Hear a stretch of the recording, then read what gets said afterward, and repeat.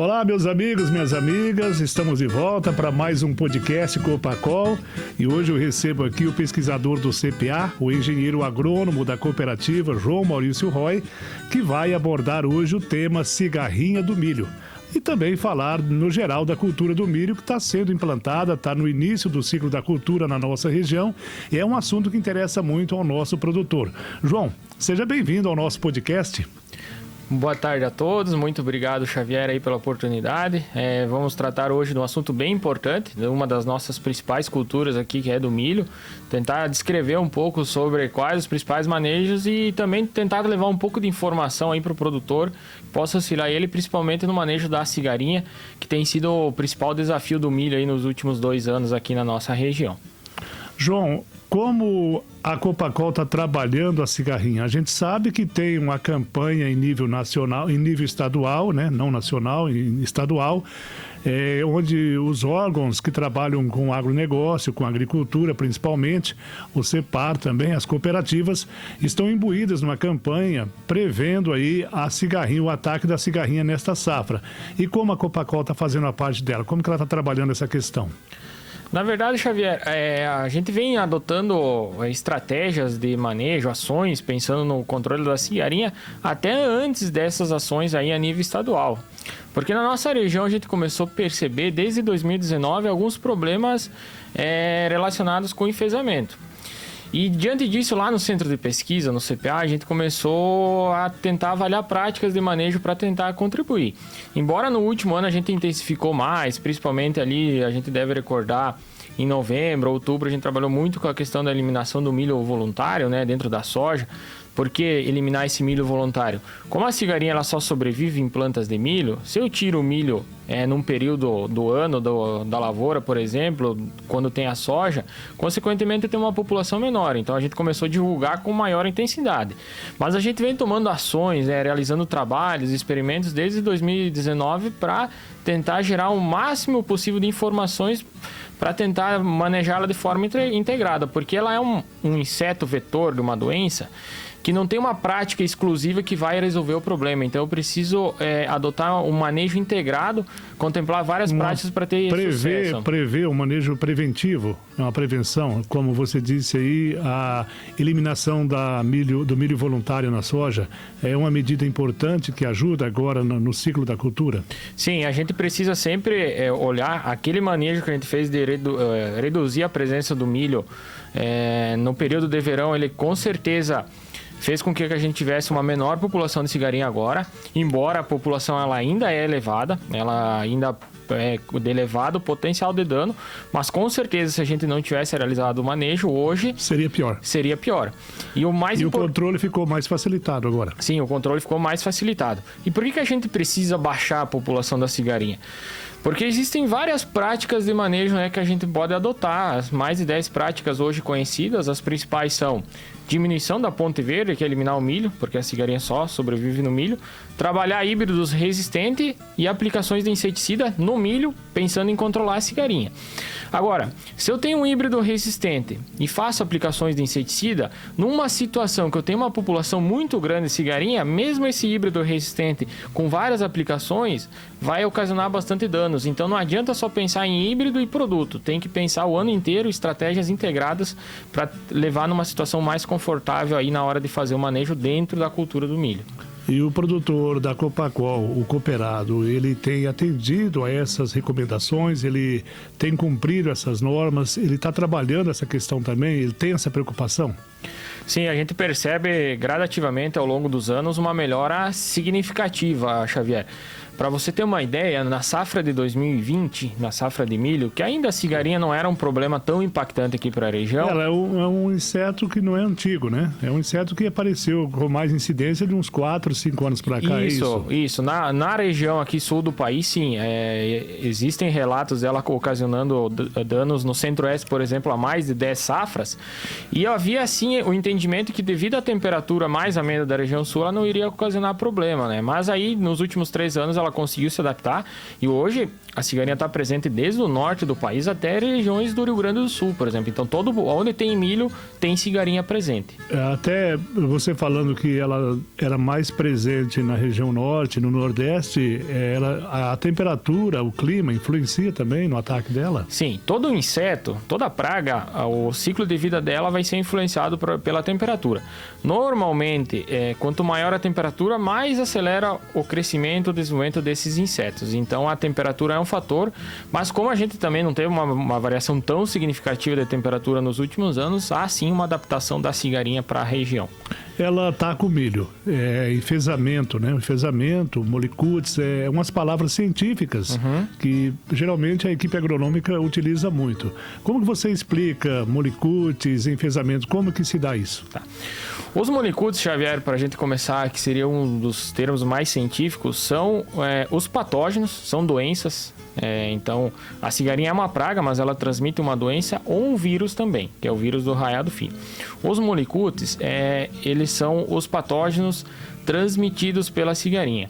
E os molicutes, quando presentes na planta, os sintomas que eles vão apresentar, então aquilo que a gente vê na planta, depois uma planta cheia de espiga, uma planta morta, por exemplo, a gente chama de enfesamento, que é o sintoma visual. Ou seja, se eu olhar uma lavoura de milho, eu não vejo os molicutes. Molicutes eu preciso de análises moleculares, levar para laboratórios, microscópio, para verificar a presença. Mas é causado pela cigarrinha. Ele é transmitido pela cigarinha. A cigarinha, a gente chama ela de inseto vetor. Qual que é a diferença de inseto vetor para inseto praga? Ela transmite a doença. Exato.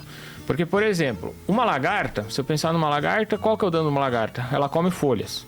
Então é um dano direto. A cigarinha, ela não tem tanto potencial de causar dano para o milho se ela não transmitisse os enfesamentos. Então, a cigarrinha é um inseto diferente do percevejo, da lagarta, porque ela não é ela que vai comer a planta, mas ela vai transmitir uma doença à planta. É isso que você quer dizer? Isso. Ela funciona muito bem como um vetor. Então, ela, por exemplo, pega de uma planta infectada, ela transmite para uma planta não infectada. E um detalhe. A cigarinha, como é que é o ciclo da cigarinha normalmente? A cigarinha faz postura de ovos, esses ovos eclodem, a gente chama a fase, entrando um pouco na parte científica, né? A fase jovem de uma cigarinha a gente chama de fase de ninfa, e depois tem a fase adulta. Então são 3 fases, ovo, ninfa, adulto. A cigarinha ela não nasce infectada com enfesamento, com os molicutes. Ela vai adquirir, da onde? De plantas infectadas. Então, a gente fala que os descendentes, a nova geração de cigarinhas, chamar assim os filhos da cigarinha, eles não nascem infectados. Então, por isso que você tirar o milho verão, o milho tiguera dentro da soja... E eliminar aquela planta ali? Exatamente, você não tem a planta com enfesamento para ela adquirir os molicutes e para passar para outra planta. Exatamente, então você acaba, teoricamente, reduzindo também o hospedeiro, a doença para ela... que ela daí não acaba se incubando e, consequentemente, ela não vai passar para outras plantas. Tá, ela causa quebra de produtividade. Conforme for o híbrido, ela causa um dano ainda maior. Como que o produtor lá no campo, ele observa que aquela planta ela está sendo prejudicada pelo enfesamento, pelo molicute? Não existe uma regra. Cada tipo de híbrido, cada ano, vai ter um comportamento distinto. Então, não é padrão que todos os materiais vão apresentar os mesmos sintomas. Mas existem alguns clássicos, né? A gente escuta muito enfesamento vermelho e enfesamento pálido. O que é isso? Enfesamento vermelho, o nome já diz, as folhas tendem a ficar mais avermelhadas. E o enfesamento pálido, mais amarelada. E o vírus da risca, que a gente chama, que é um vírus que também a cigarinha transmite, você percebe riscos no sentido das nervuras das folhas do milho, então você percebe esses riscos. Normalmente, os sintomas, eles começam a aparecer após o florescimento, após a emissão do pendão, vamos chamar após a fase de milho verde, que é onde ocorre a maior visualização dos danos. Por que normalmente é nessa fase? Na espiga? Em algumas situações é na espiga, então o que pode acontecer? A gente observa espigas de milho falhada, com poucos caroços, poucos grãos na espiga. É um dos sintomas, então pode esterilizar a espiga, vamos dizer, ela não é só esse, tem outros. Tem outros.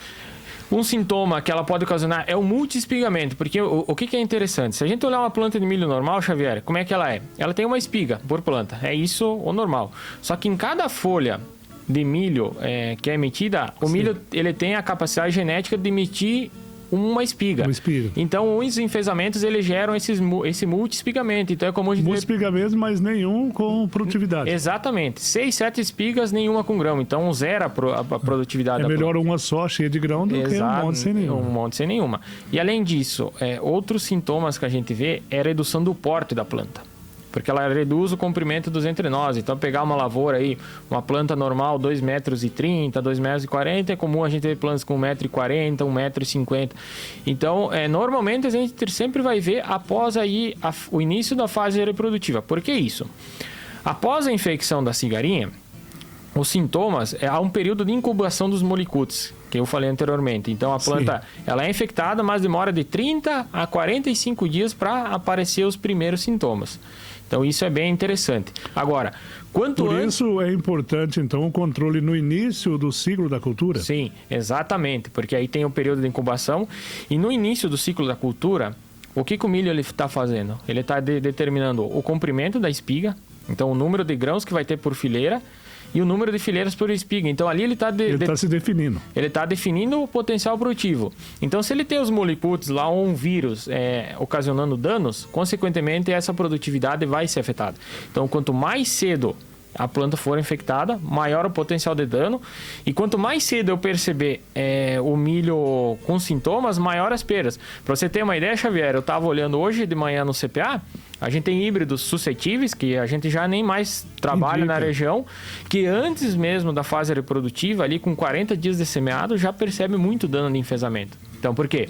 Tinha bastante cigarinha, e era um híbrido extremamente suscetível aos enfesamentos. Então, nessas situações, as perdas, eu acredito que elas vão ser acima de 90% para esse híbrido suscetível. Às vezes a gente está viajando pela estrada e passa em propriedades que vê produtor fazendo aplicação no milho que mal acabou de emergir. Uhum. Então, já é visando o controle, visando o manejo para conter essa praga. Exatamente. Nesse período tem duas... Mas além da cigarrinha também tem o percevejo barriga verde nesse período, né? A gente coincide, né, nessas situações duas pragas aí importantes, né? A cigarrinha, que a gente já está discutindo, e aí entra o percevejo barriga verde, que ele vai ocasionar danos no milho na fase inicial. Até quando que o percevejo barriga verde causa danos? Até o diâmetro do como atingir cerca de 2 centímetros, que é mais ou menos a espessura de um dedo aí, mais ou menos, para a gente entender, dá em torno de 20 a 25 dias após a semeadura. Então, na fase inicial, o produtor está preocupado bastante com o percevejo barriga verde, com o cigarinha. Em alguns cenários também, a espodóptera, a lagarta do cartucho, também acaba sendo interessante. E né? tem um produto específico que combate o percevejo, já combate a lagarta do cartucho e a cigarrinha ao mesmo tempo? Ao mesmo tempo... a gente não tem um inseticida que vai ter eficácia sobre as 3 pragas. 100%. Mas hoje a gente tem 2 inseticidas, um dele tem ação sobre percevejo e cigarinha, e o outro inseticida, ele tem ação sobre espodóptera, que é a lagarta do cartucho, e a cigarinha. Então, em muitas situações, o que acontece, Xavier? Na fase inicial, nos primeiros 20 dias, qual que é o principal foco? Percevejo e cigarinha. Então, normalmente o produtor, a gente tem recomendado isso para ele, posiciona aquele inseticida que tem ação para tanto percevejo quanto para cigarinha.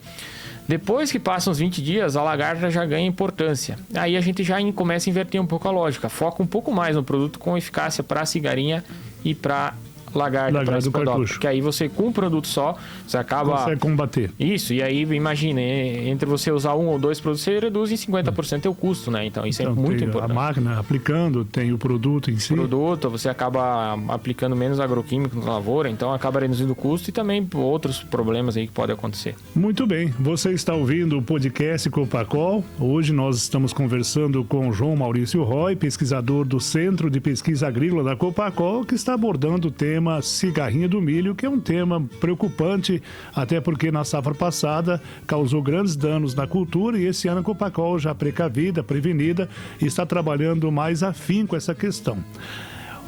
Fazendo uma comparação com a safra passada, que houve um ataque, uma infestação muito grande dessa praga, você acredita que este ano a infestação, o ataque, o controle será melhor? O que a gente percebe, Xavier? A população da cigarinha em relação à safra passada, ela está muito parecido. Só que a gente tem 2 fatores que talvez vai nos ajudar. o nível de resistência dos híbridos que a gente semeou nessa safra, que está acabando de semear agora nesses dias... São mais resistentes. São mais resistentes. Por que são mais resistentes? Lá em 2020, a gente não olhava muito para essa questão da sensibilidade há 3 anos. Só para contar uma história anterior para você entender. Então, a gente não olhava. Naquela safra, 70% da área da cooperativa, por exemplo, tinha materiais com elevada suscetibilidade para enfesamento. Mas por quê? Porque a gente não precisava avaliar isso, a gente nem tinha ocorrência do problema aqui, então nós nem conseguíamos avaliar. No último ano, a safra que a gente colheu em 2022, a gente tinha cerca de 20% a 25% de materiais suscetíveis. Esse ano, a safra que a gente semeou, a gente tem praticamente 99% dos híbridos com bons níveis de resistência. Sim. Claro, tem materiais ainda que tem uma probabilidade maior de dano, mas a gente melhorou muito. Por quê?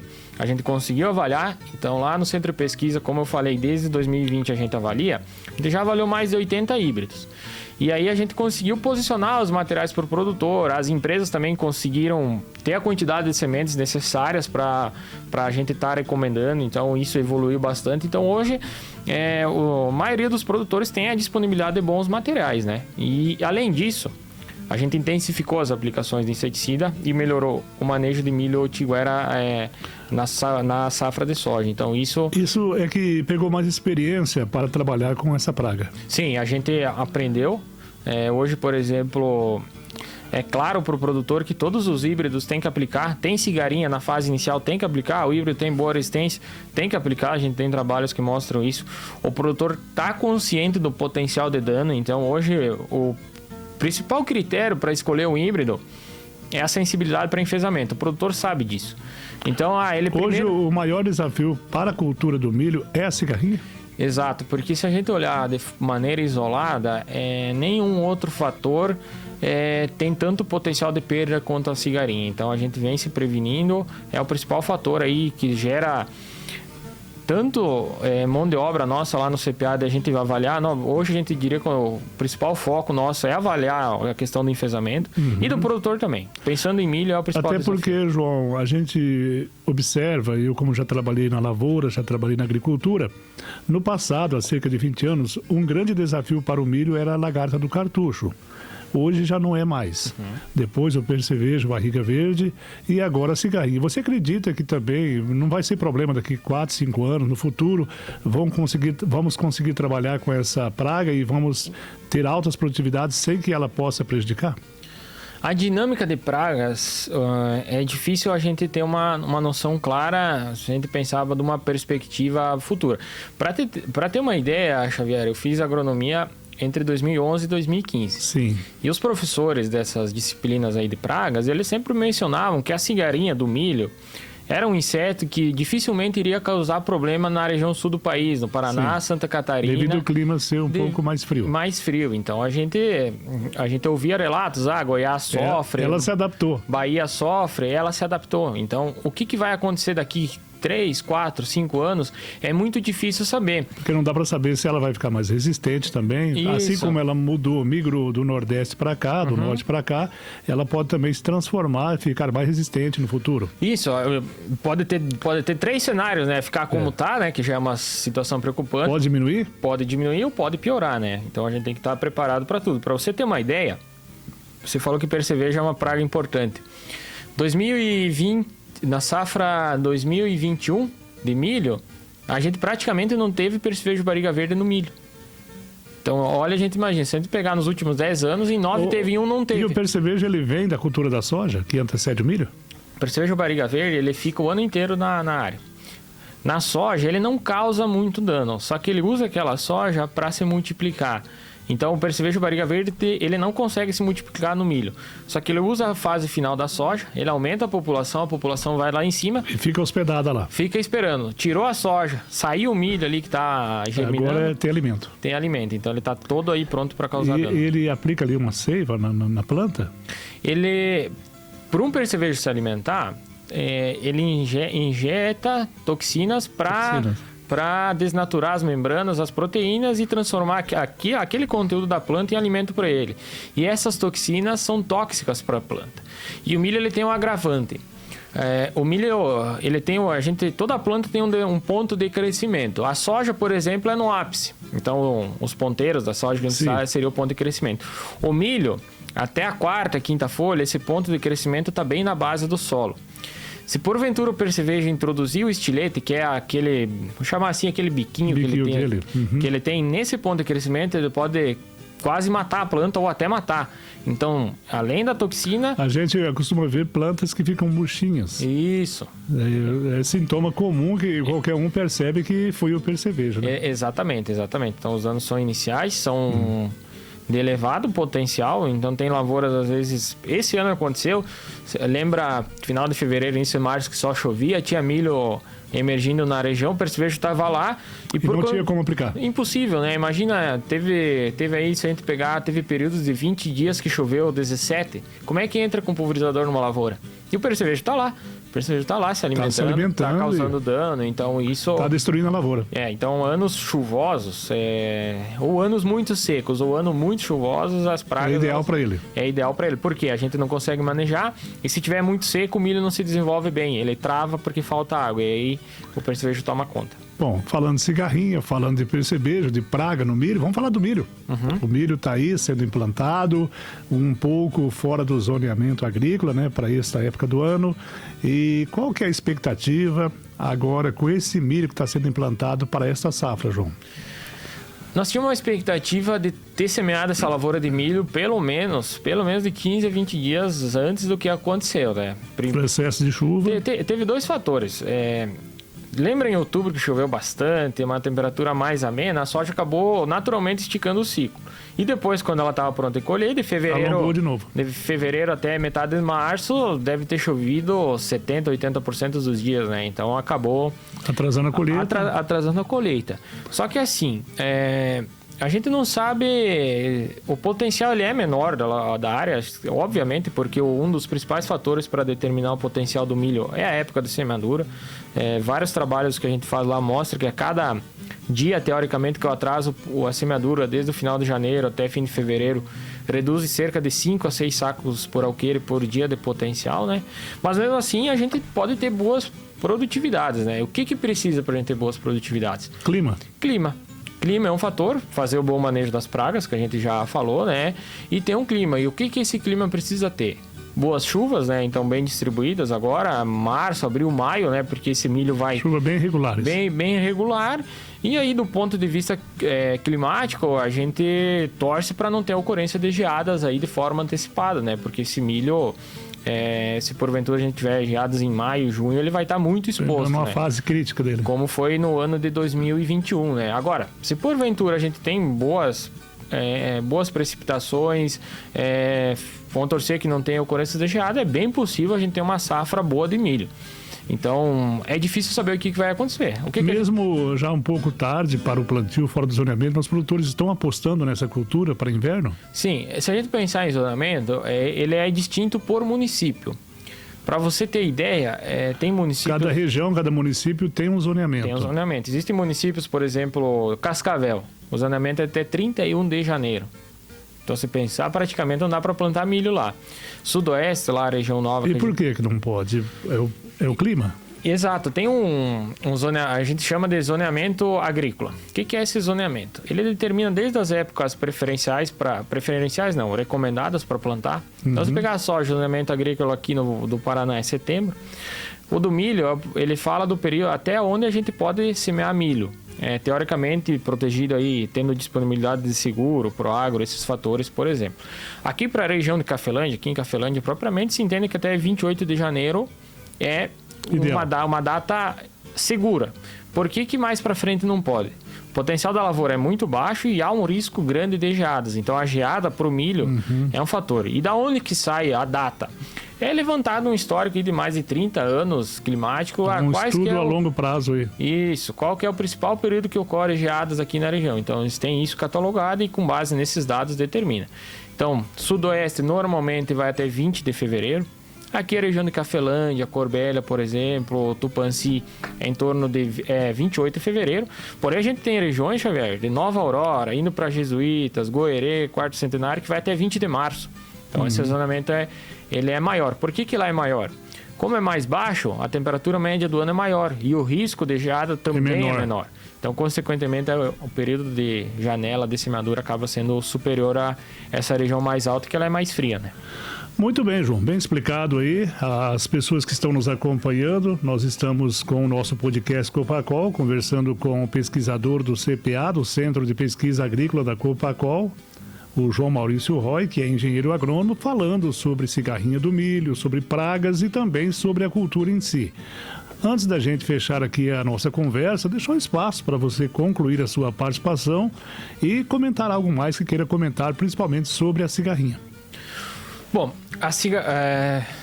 desejar para os produtores aí que estão acompanhando uma boa safra, né? Principalmente que a gente tenha um bom clima durante o desenvolvimento da cultura. E também que os produtores façam os manejos, dizer que a cooperativa, o CPA, os engenheiros agrônomos aí do DTEC estão inteiramente à disposição para auxiliar na tomada de decisão, né? E reforçar de novo, né, a questão do manejo da cigarrinha, que tem sido o nosso principal desafio.